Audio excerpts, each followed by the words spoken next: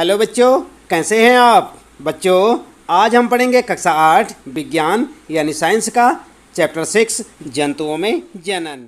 हम आपको बताएंगे बच्चों इस पाठ से संबंधित प्रश्नों के उत्तर। अभ्यास प्रश्न उत्तर से। और पहला प्रश्न है बच्चों, सजीवों के लिए जनन क्यों महत्वपूर्ण है, समझाइए। तो यहाँ पर जो है आप उत्तर क्या लिखेंगे, उत्तर इस प्रकार लिखें। ये प्रक्रम प्रत्येक जीव की उत्तरजीविता के लिए आवश्यक है, अर्थात यह एक जैसे जीवों में पीढ़ी दर पीढ़ी निरंतरता बनाए रखना सुनिश्चित करता है। अगला प्रश्न है बच्चों, दूसरा प्रश्न, मनुष्य में निषेचन प्रक्रम को समझाइए। उत्तर इस प्रकार से लिखें। जनन प्रक्रम का पहला चरण शुक्राणु और अंडाणु का संलयन है। निषेचन के प्रक्रम में स्त्री अर्थात माँ के अंडाणु और नर यानी कि पिता के शुक्राणु का संयोजन होता है, इसलिए नई संतति में माता और पिता दोनों के लक्षण होते हैं। और यह निषेचन शरीर के अंदर होता है, इसलिए इसे आंतरिक निषेचन कहते हैं। निषेचन के परिणाम स्वरूप युग्मनज का निर्माण होता है। आई बात समझ में। तो इस प्रकार से ये आपका दूसरा प्रश्न है बच्चों, और उसका उत्तर आप ठीक इसी प्रकार से लिखें, और चाहें तो आप अपनी पाठ्यपुस्तक से इस चित्र को भी यहाँ पर बना सकते हैं। ठीक है। इसके बाद तीसरा प्रश्न आता है बच्चों, सर्वोचित उत्तर चुनिए। पहला बच्चों कै वाला आंतरिक निषेचन होता है। फर्स्ट दे रखा है मादा के शरीर में, सेकंड है मादा के शरीर से बाहर, और थर्ड है नर के शरीर में, और चौथा नर के शरीर से बाहर। तो इनमें से आपको सही वाला देखना है कि कौन सा सही है। हम आपको बताएंगे, अभी देख लेते हैं। दूसरा कै वाला है एक टैडपॉल जिस प्रक्रम द्वारा वयस्क में विकसित होता है, और यहाँ पर 4 ऑप्शन है, इनमें से आपको एक सही ऑप्शन देखना है। पहला है निषेचन, दूसरा कायांतरण, तीसरा रोपण और मुकुलन। ठीक है। तो इनमें से एक सही होगा। कौन सा होगा अभी हम आपको यहाँ पर बताने वाले हैं। लगातार आप इसी प्रकार देखते रहे वीडियो, जुड़े रहे हमारे साथ। और गे वाला है बच्चों, एक युग्मनज में पाए जाने वाले केंद्रकों की संख्या होती है। कितनी होती है यहाँ पर से देखना आपको, कोई नहीं, 1, 2 या 4। तो इनमें से एक ऑप्शन आपका सही होगा। आप सोचिए। चलिए उत्तर देख लेते हैं। जो कै वाला है बच्चों इसके लिए होगा आपका फर्स्ट वाला, और कै वाले के लिए सेकंड, और गे वाले के लिए थर्ड। तो आप समझ सकते हैं ना, यहाँ पर जो है बिल्कुल आसान है, फर्स्ट सेकंड थर्ड। तो यहाँ पर जो है आप पहले वाले में क्या लिखेंगे, कै वाले में लिखेंगे आप फर्स्ट वाला मादा के शरीर में, और यहाँ पर जो है कै वाले में लिखेंगे कायांतरण, और उसके बाद गे वाले में लिखेंगे बच्चों थर्ड वाला 2। ठीक है। तो ये आपका सही ऑप्शन होगा। इसके बाद बच्चों आइए जान लेते हैं यहाँ पर चौथा प्रश्न, और उसका उत्तर। चौथा प्रश्न है निम्न कथन सत्य हैं। तो वहाँ पर टी लिखेंगे आप, यानी कि ट्रू लिखेंगे, अथवा असत्य एफ से लिखेंगे आप, फॉल्स संकेतिक कीजिए। तो यहाँ पर जो आपने बताना है कि ये सत्य है या असत्य है। कै वाला है बच्चों, अंड प्रजायक जंतु विकसित शिशु को जन्म देते हैं। ये सही है या गलत है आप सोचिए। अभी हम आपको यहाँ पर इसका उत्तर बताने वाले हैं। और कै है प्रत्येक शुक्राणु एक एकल कोशिका है। सही है या गलत है। और गे है मेंढक में बाह्य निषेचन होता है। सत्य या असत्य। और घय वाला है बच्चों, वह कोशिका जो मनुष्य में नए जीवन का प्रारंभ है युग्मक कहलाती है। सत्य या असत्य है ये आपको बताना है। और गे है निषेचन के पश्चात दिया गया अंडा एक एकल कोशिका है। सत्य है या असत्य है। और चय वाला है बच्चों, अमीबा मुकुलन द्वारा जनन करता है। और छः है अलैंगिक जनन में भी निषेचन आवश्यक है। और जय वाला है बच्चों, द्विखंडन अलैंगिक जनन की एक विधि है। और अगला इसके बाद जय वाला निषेचन के परिणाम स्वरूप युग्मनज बनता है। और यहाँ पर जो है इसके बाद आखिरी है एक एकल कोशिका का बना होता है। तो इन सब में आपको बताना है कि इनमें कौन कौन से सत्य हैं और कौन से असत्य हैं। सत्य के लिए आपको टी लिखना है यानी ट्रू लिखना है, और असत्य के लिए फॉल्स लिखना है, एफ वहाँ पर जो है आप लिखेंगे।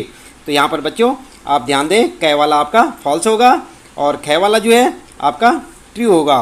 उसके बाद ट्रू है, फिर ट्रू है, और इसके बाद ये फॉल्स है बच्चों, और चय वाला फॉल्स, उसके बाद छः वाला भी फॉल्स है यहाँ पर, और जय वाला ट्रू है, जय वाला ट्रू, और इसके बाद फॉल्स है। तो यहाँ पर से आप देख सकते हैं बच्चों क्या लिखना है आपने, कै में असत्य, कै में सत्य, गे में सत्य, और घय में सत्य, गे में सत्य, और चय में असत्य, और छः में असत्य, और जय में सत्य, और जय में सत्य, और उसके बाद असत्य। ठीक है। तो इस प्रकार से आप टी और एफ लिख सकते हैं बच्चों, यहाँ से देखकर लिखें और सही सही। इसके बाद पांचवा प्रश्न है युग्मनज और गर्भ में 2 भिन्नताएं दीजिए। तो यहाँ पर आपने अंतर बताना है। उत्तर में आप इस प्रकार से दे सकते हैं, युग्मनज और गर्भ में अंतर के लिए आप एक टेबल सी बना लें इस प्रकार से, और उसमें अंतर आप दिखा सकते हैं बच्चों।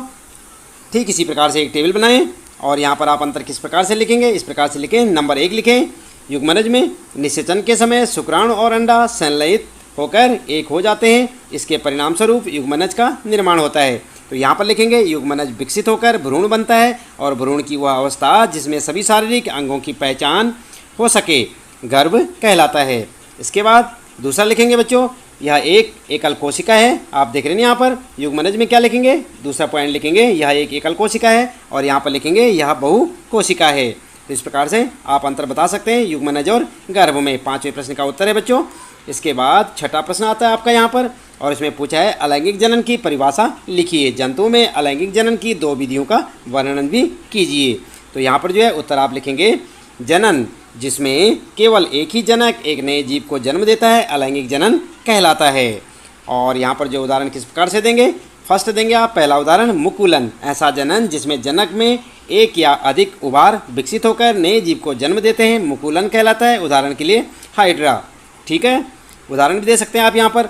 और उसके बाद लिखेंगे सेकेंड वाला द्विखंडन, ऐसा जनन जिसमें जीव विभाजित होकर 2 संतति उत्पन्न करता है द्विखंडन कहलाता है। उदाहरण के लिए अमीबा। तो आप ध्यान दें बच्चों, काफ़ी इंपॉर्टेंट चैप्टर ही आपका, इसे अच्छे से पढ़ें। इसके बाद 7वां प्रश्न है यहाँ पर, मादा के किस जनन अंग में भ्रूण का रोपण होता है। उत्तर लिखेंगे गर्भाशय में। क्या लिखेंगे, गर्भाशय में। 8वां प्रश्न है बच्चों, कायांतरण किसे कहते हैं, उदाहरण दीजिए। तो यहाँ पर आप उत्तर में इस प्रकार से लिखेंगे, उत्तर लिखेंगे कुछ जंतुओं में शिशु वयस्क के समान नहीं होते, ऐसे जंतुओं के शिशुओं का कुछ विशेष परिवर्तनों के साथ वयस्क में रूपांतरण कायांतरण कहलाता है। उदाहरण के लिए मेंढक की बात करते हैं यहाँ पर। उदाहरण के लिए मेंढक टेडपोल रूपांतरित होकर वयस्क में बदल जाता है जो छलांग लगा सकता है और तैर सकता है। आई बात समझ में। तो इस प्रकार से आप अपने इस 8वें प्रश्न का उत्तर यहाँ से लिखें बच्चों, अच्छे से लिखें, उन्हें याद भी करें। और 9वां प्रश्न है बच्चों, आंतरिक निषेचन एवं बाह्य निषेचन में भेद कीजिए। तो कैसे करेंगे आप, इसमें भी अंतर बताना है आपको। और यहाँ पर भी आप एक टेबल सी बना लें बच्चों और ठीक इस प्रकार से लिखें। पहला लिखें यहाँ पर लिखेंगे आंतरिक निषेचन और यहाँ पर लिखेंगे बाह्य निषेचन, ठीक है। यहाँ पर क्या लिखेंगे, बाह्य और यहाँ पर आंतरिक, ठीक है।